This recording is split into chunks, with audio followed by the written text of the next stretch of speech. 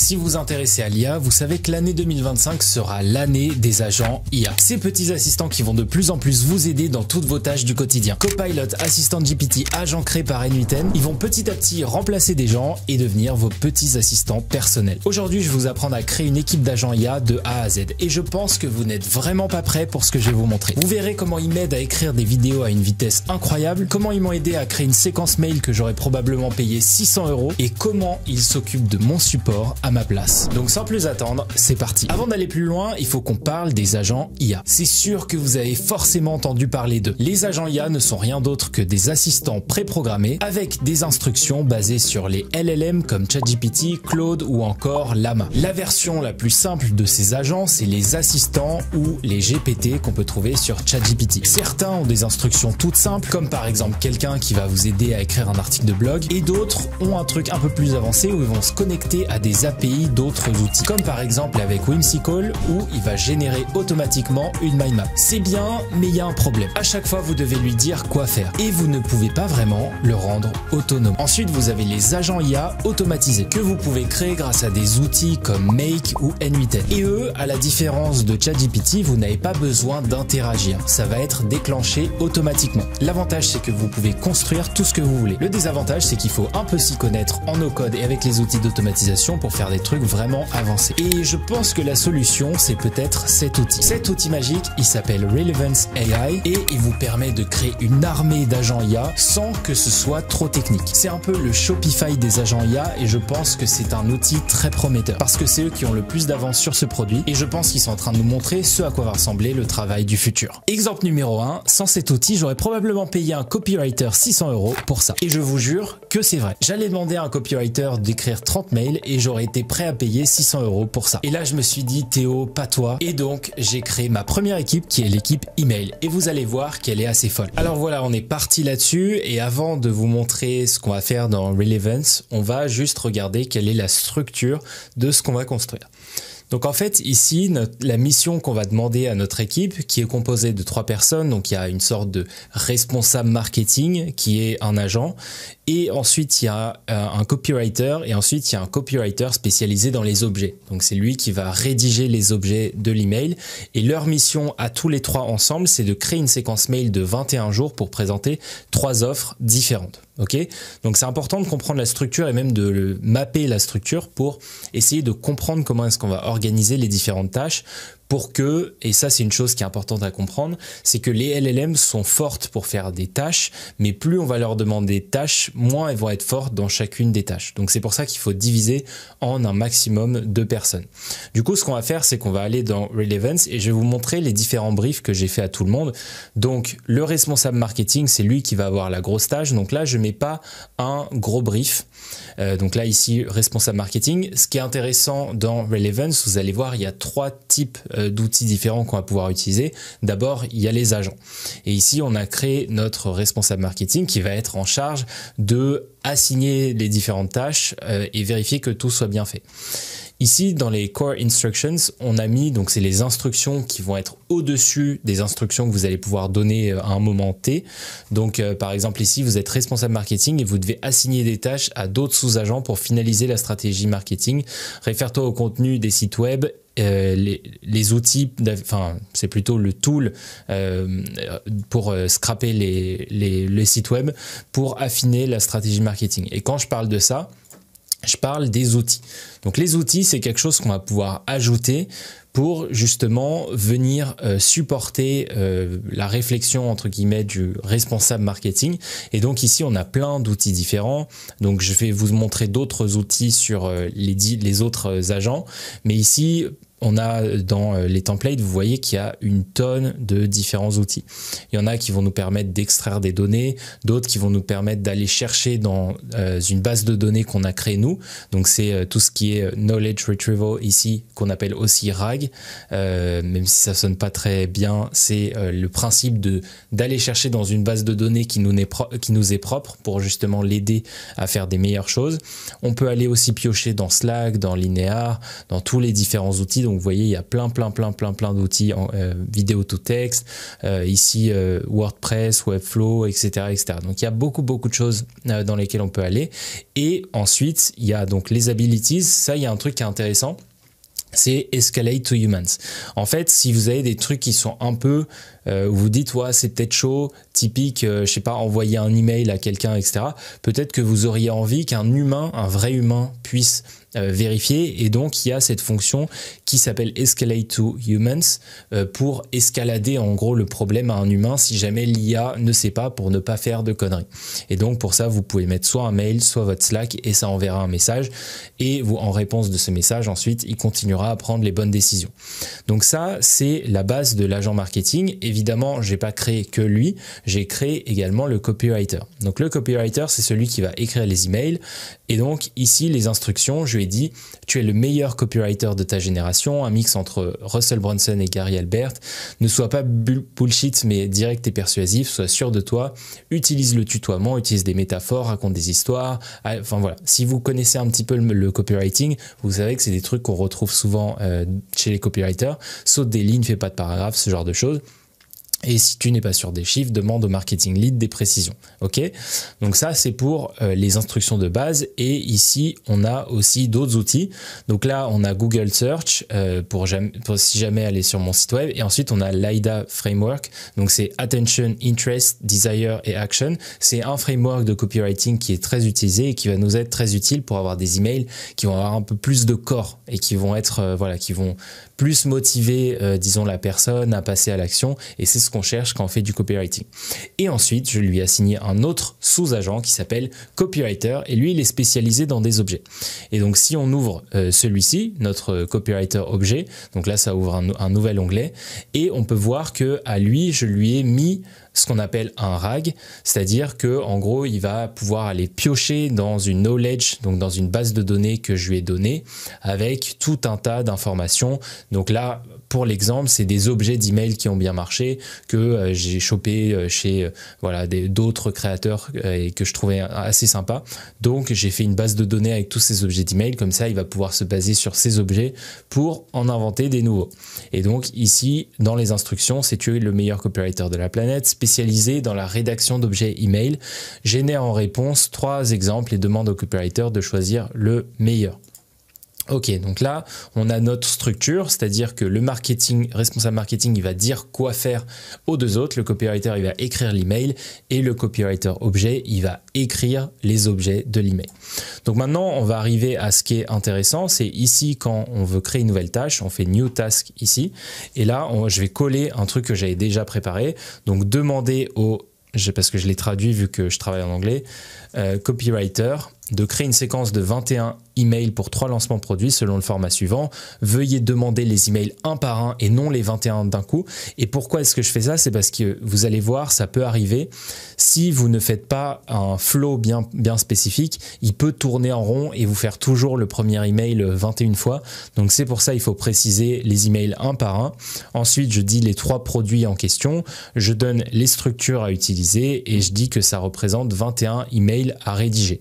Ce que je pourrais faire aussi, c'est enrichir mon prompt pour dire, par exemple, des exemples de success stories, des exemples de startups qui ont été faits avec Framer, qui est un outil pour faire des sites web.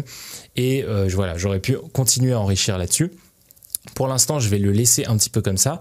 Et avant d'envoyer ça, je voulais vous montrer dans l'agence ce que j'ai fait aussi, c'est qu'on peut utiliser ce qu'on appelle un flow builder. En fait, ce qui peut arriver, c'est que le responsable marketing n'arrive pas parfaitement à lire ce que vous voulez faire.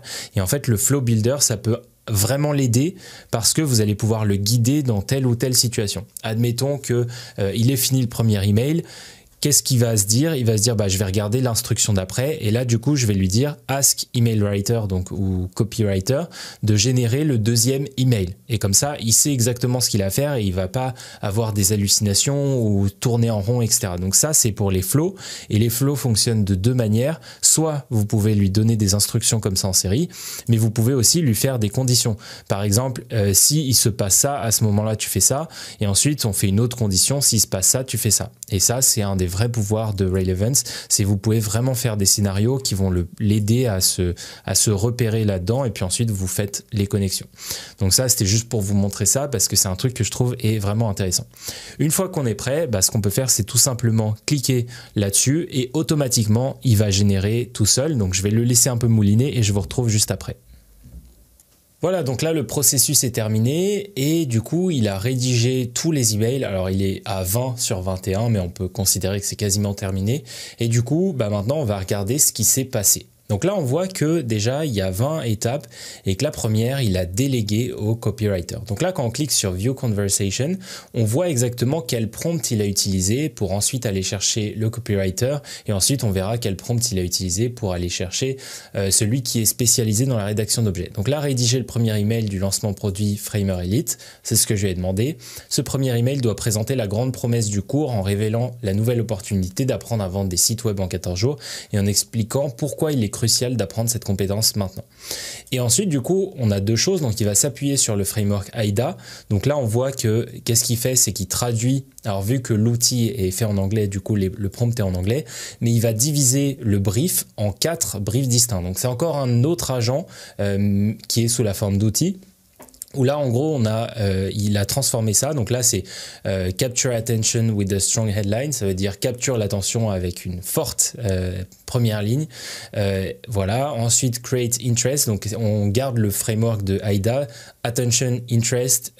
Ensuite, c'est Desire. Et ensuite, c'est Action. Donc là, on a les 4. Ici, à noter que pour celui-là, j'ai pas forcément envie d'action parce que j'ai pas envie du coup d'avoir une action puisque l'offre n'est pas encore disponible. Mais on voit ensuite, après avoir utilisé le framework AIDA, qu'il a délégué à Copywriter Objet. Donc là, on peut regarder la conversation une étape en dessous. Et donc là, il en propose 3. Donc, créer un objet pour le lancement de Framer Elite, une formation qui permet d'apprendre des sites web en 14 jours. Et là, il en propose 3. 14 jours pour transformer vos compétences en vente. Framer Elite, 3 secrets pour vendre des sites web en 14 jours. Ok ?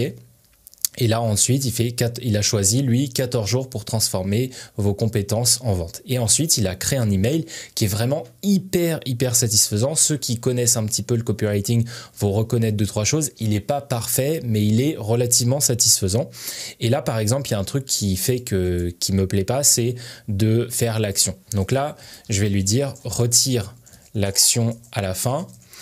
Et tac. Et du coup, et juste ouvre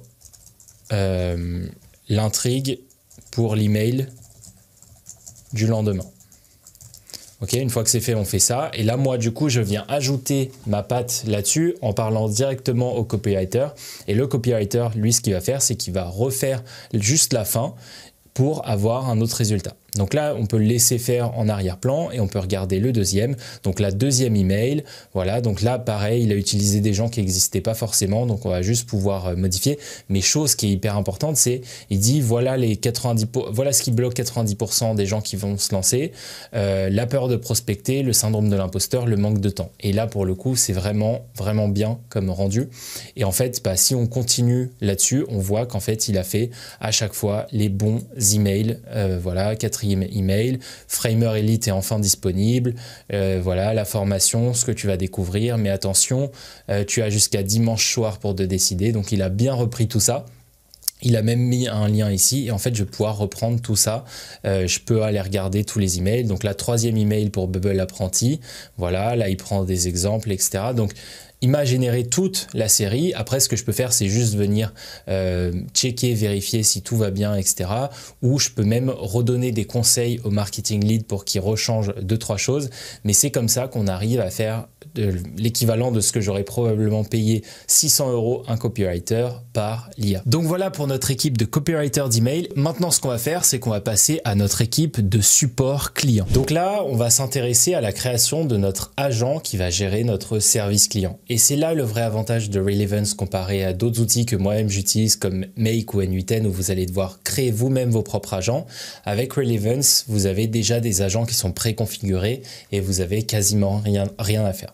Donc là, le premier qu'on va prendre, c'est Customer Query Handler et tous les agents, ils sont disponibles ici. Donc là, par exemple, vous avez Intercom Support Agent, vous avez plein d'agents et vous pouvez même créer vos propres agents ici et vous pouvez ajouter des templates externes, etc. Moi, celui que j'ai pris, c'est Customer Query Handler. Donc c'est si jamais des gens vous posent des questions par email, vous allez pouvoir répondre. Et donc ici, je l'ai ajouté à mon espace et si vous arrivez dessus, vous allez voir qu'il va vous faire un guide comment me configurer. Donc il y a plusieurs étapes, mais je vais les traduire, on va les faire ensemble. Ici, Edit Agent, donc la première chose c'est loguer votre compte Gmail. Donc là moi j'ai mis mon compte Gmail qui va recevoir mes emails et qui va déclencher les agents. Ensuite vous avez les différentes abilities, donc là il faut avoir un email pour escalader si jamais lui n'a pas la réponse et si jamais c'est pas dans les ressources, eh bien il va pouvoir escalader à justement des humains. Donc ça c'est bien de le mettre, c'est important. Ensuite une fois que c'est fait, vous pouvez aller directement sur ce qu'il vous dit ici. Donc là, faut ajouter aussi le compte email à tous les outils parce qu'en fait ici on va avoir un seul agent mais l'agent va avoir plusieurs outils et tous les outils en fait on les retrouve juste ici et si on veut les modifier, tout simplement on va dans Tools ici et là on voit tous les tools qu'il utilise. Donc là on a Send Answer to Customer, etc. Donc là vous vous dites ok, comment modifier le tool en question. Si par exemple ici on a envie de modifier ce tool là, on va cliquer là-dessus et là ça va ouvrir le tool. Donc là ça, vous en foutez de ça, c'est si jamais vous avez envie de partager tout ça. Vous, ce que vous faites, c'est vous allez dans Build et là, vous allez voir qu'il y a plein de choses qui vont arriver. Nous, ce qui nous intéresse, c'est précisément juste ici, sélectionner le compte Gmail que vous avez connecté et ensuite reformater parce que de base, ça va être en anglais. Et là, je vais mettre en réponse à ta question. Voilà. Ensuite, vous faites sauvegarder et vous revenez directement ici. Et là, vous allez avoir tous vos outils. Donc là, il y avait des outils qui existaient déjà et là, c'est les nouveaux qu'il a ajoutés. Okay. Ensuite, vous faites ça sur tous les différents outils qui sont là. Donc là, tac, tac, à chaque fois, vous ouvrez. Donc, par exemple, Send Answer to Customer, il a besoin de votre email. Donc, vous le liez à celui-là. Send End State Message, là, c'est pareil. Et Send Clarifying Message. Dès qu'il y a Send quelque chose to Customer, vous avez besoin de lier votre email. Okay. Une fois que c'est fait, vous pouvez revenir directement sur les instructions et là, vous allez avoir quelque chose qui ressemble à ça. Il est possible que vous ayez quelque chose qui soit où il y ait une sorte d'erreur et que ce soit en rouge. À ce moment-là, c'est tout simple, il faut juste aller chercher l'outil dans les références ici. Donc là, si par exemple, vous voulez qui vérifie la réponse, vous faites check for answer et vous faites comme moi. Prenez un screenshot si vous voulez refaire le même chez vous et c'est comme ça qu'il faut le structurer. Okay. Donc là, ce que je lui dis, c'est des instructions qui sont sous la forme de ce qu'on appelle un SOP. SOP pour Standard Operating Procedure. C'est un truc qui est très commun dans les startups et dans les entreprises. En gros, on va faire des sortes de guides. Je sais que par exemple, beaucoup de gens connaissent ça sous les formes de... ça peut être des guides de passation par exemple quand il y a quelqu'un de nouveau qui arrive. En général, les SOP, c'est un peu plus spécifique sur des tâches et c'est par exemple, si jamais tu dois faire cette tâche-là, voilà comment faire, étape par étape. Et bien, de la même manière qu'on va le faire avec un humain, il va falloir faire la même chose avec un agent IA. Donc là, ce qu'on lui dit, c'est que d'abord, on lui définit un rôle. Pour ceux qui ont déjà vu mes vidéos sur ChatGPT, vous savez sans doute de quoi je veux parler. Ensuite, donc là, on lui dit, tu es quelqu'un du service client, poli et sympa.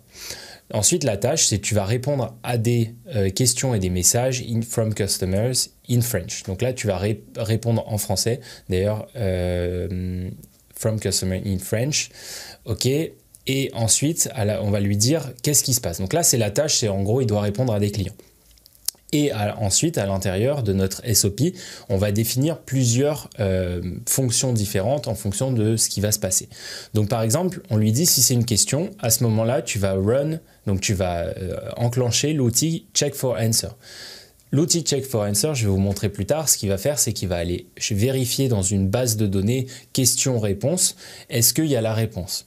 S'il trouve la réponse, il va envoyer la réponse au client. S'il ne trouve pas la réponse, il va escalader au manager, c'est-à-dire à moi. Et ensuite, si jamais tu reçois une réponse de l'humain, pense à l'ajouter à la base de données que tu as et ensuite envoie la réponse. 324, 324, envoie la réponse au client. Et si jamais le client t'envoie quelque chose du style « Ah, merci beaucoup », eh bien, envoie un message, je reste à ta disposition si jamais tu n'as pas de questions. Et si jamais il n'y a pas de questions dans le message, bah juste fais rien parce qu'il n'y a rien qui t'est demandé. Ok, donc ça c'est comme ça que ça se fait. On le traduit aussi avec un flowchart ici, donc il faut modifier les deux.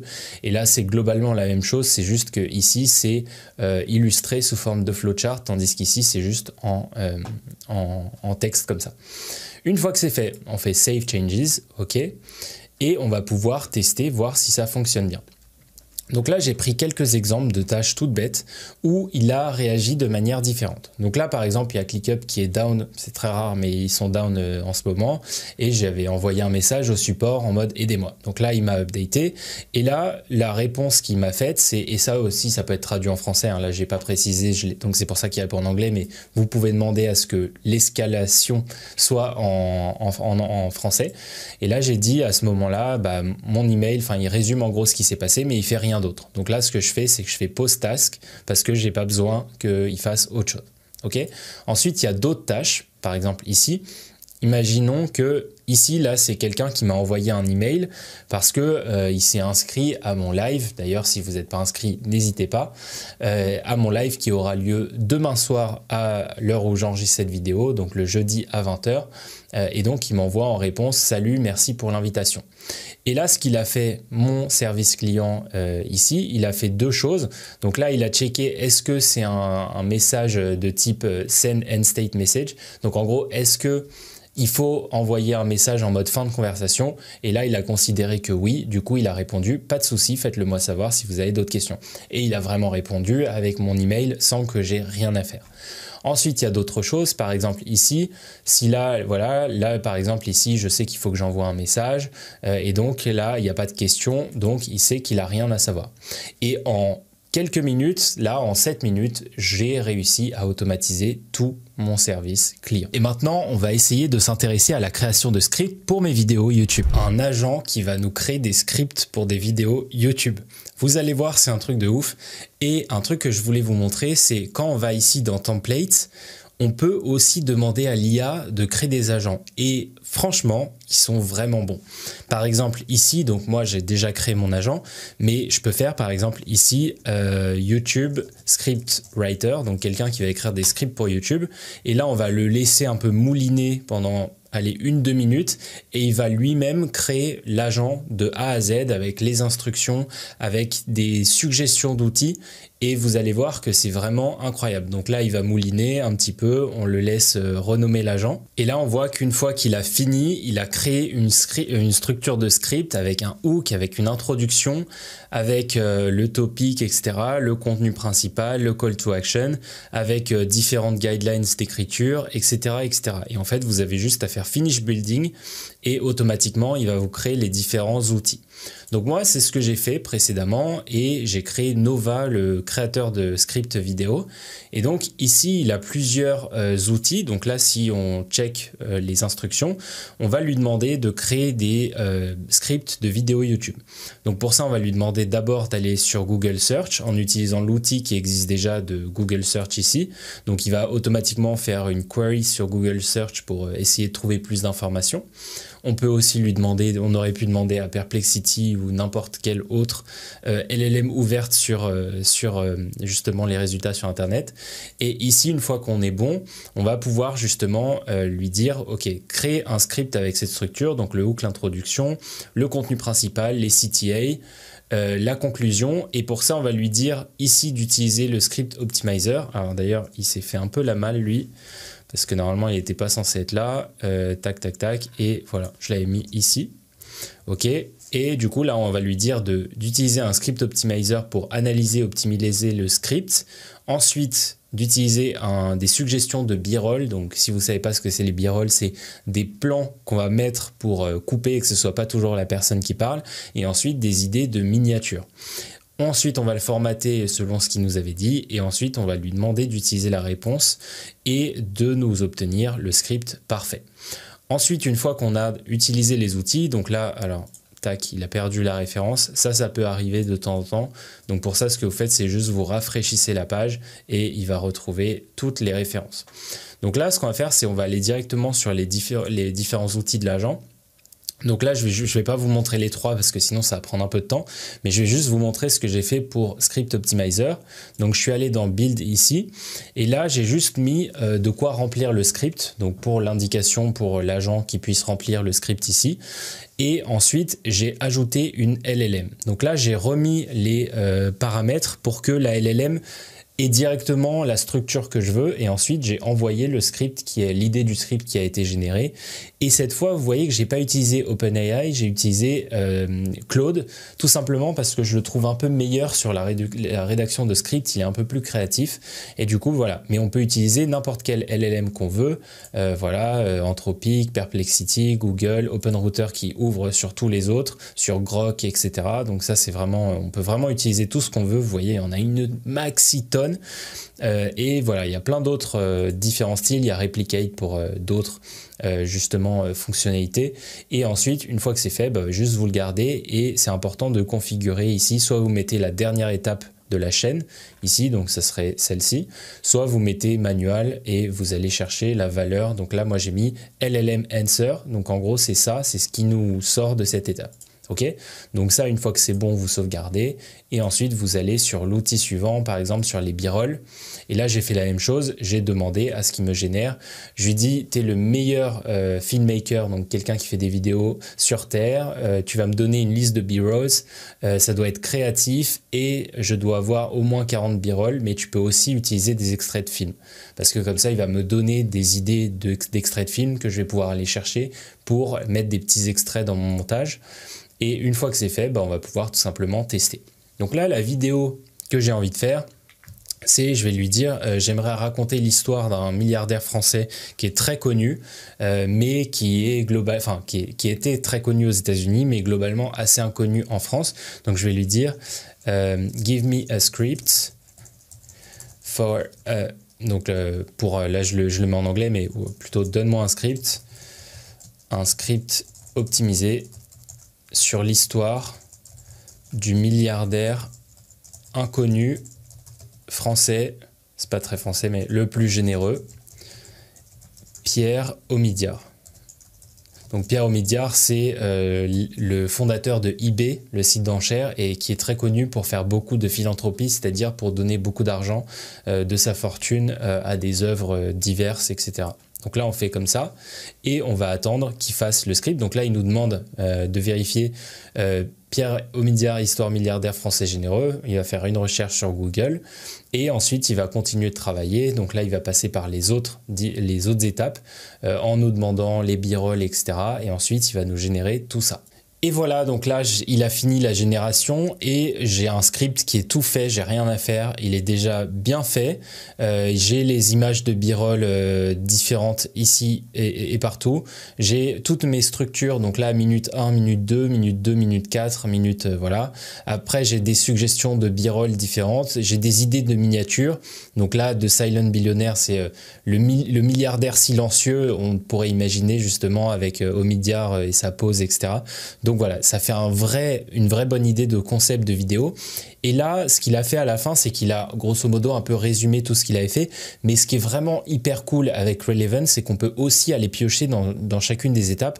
Donc là, par exemple, on peut voir quel script il a répondu. Et vous voyez que, c'est ce que je vous disais, Claude, il est vraiment bon pour écrire des scripts. Donc là, par exemple, on voit que le script est un petit peu différent. Donc on peut aller replonger là-dedans si on veut. Là, outro music, etc. Vraiment, il le dit sur différentes choses. Ensuite, il y a les b-roll. Donc là, il est allé vraiment... on a beaucoup plus de b-roll que ce qu'il avait mentionné. Et moi, ce qui m'intéresse là-dessus, c'est les différentes idées de films qu'il peut avoir. Donc là, scène de Inside Job, voilà, Pirates de la Silicon Valley, scène du film de Social Network, etc., création de Facebook, Voilà, et en fait, moi, comme ça me permet d'aller chercher justement là-dedans pour avoir des idées pour le montage. Donc, ça fait gagner beaucoup de temps. Et enfin, il y a les idées justement des différentes miniatures. Donc là, ils disent exactement comment faire la miniature. Et en fait, moi, ça me fait gagner du temps parce que je peux directement envoyer au MiniaMaker les différentes idées. Comme ça, lui, ça va lui donner les idées pour faire des encore meilleures choses. Donc voilà pour cet outil, il est vraiment génial. N'hésitez pas à aller le tester. Et voilà, c'est comme ça qu'on crée le 3e agent IA. Donc vous voyez qu'on peut faire vraiment des trucs incroyables avec cet outil. Je vous laisse le tester, il y a un lien qui est en description. Vous pouvez aussi rejoindre mon starter pack IA, il y a aussi un lien en description. Et puis je vous invite à vous intéresser vraiment à cette compétence. Essayez de vous former parce que c'est un truc qui est extrêmement nouveau, il y a très peu de personnes qui en parlent encore. Donc moi ce que je vais faire, c'est essayer de vous aider au maximum, mais n'hésitez pas à vous dire que ça c'est une compétence qui va être recherchée par plein d'entreprises et vous pouvez déjà prendre de l'avance sur tout le monde et commencer à vous former dès maintenant. Donc si ça vous a plu, n'hésitez pas à liker, à partager cette vidéo. Des bisous.